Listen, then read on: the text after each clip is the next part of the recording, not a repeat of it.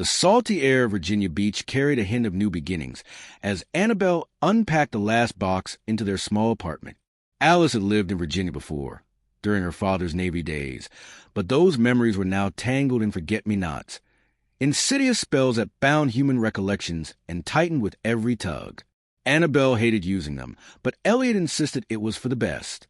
With Alice's exile nearing its end, he hoped he wouldn't need to resort to such extreme measures again. He watched Ernest discreetly, ever vigilant when Alice's father cared for Faith, though Elliot assured him there was no danger to the child. Annabelle couldn't shake off a lingering sense of unease. Faith, now 11 months old, was a whirlwind of energy and infectious laughter. Her curiosity kept them all on their toes, but her joy was a balm to their weary souls. Even Gigi, once so cold and distant, found herself charmed by the little girl. The child who had nearly broken Alice was slowly healing them all. Cautiously, Annabelle allowed limited interactions between mother and daughter, marveling at the love and fierce protectiveness that shone in Alice's eyes when she looked at Faith. Every day, he grew more impressed by Alice's resilience. Despite everything she had endured, she adapted, overcame, and continued to love with an unwavering intensity. Sensing Alice's yearning, Annabelle relinquished control, allowing her dominion over her own mind and body. Alice was no longer a danger to herself. Her life now revolved around Faith. A smile bloomed on Alice's face, grateful for the reprieve. She opened her arms, and Faith, with a delighted squeal, wriggled free from her grandfather's grasp and toddled towards her mother.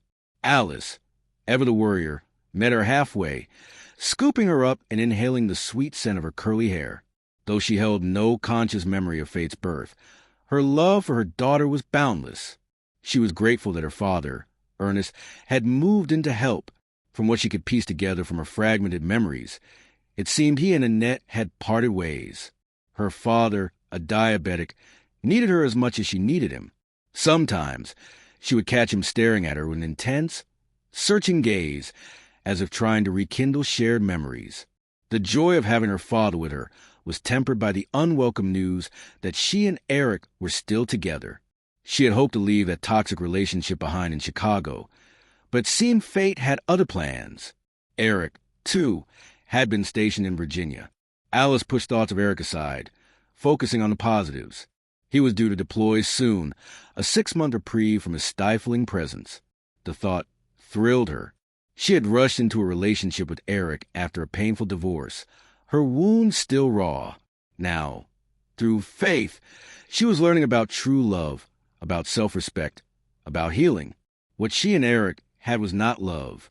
It was a dysfunctional dance of pain, two souls clinging to each other for the sake of inflicting hurt. When Eric left, she planned to start therapy again. She dreamed of making real friends in Virginia, of building a new life, a life filled with love and laughter, a life where she could finally be free.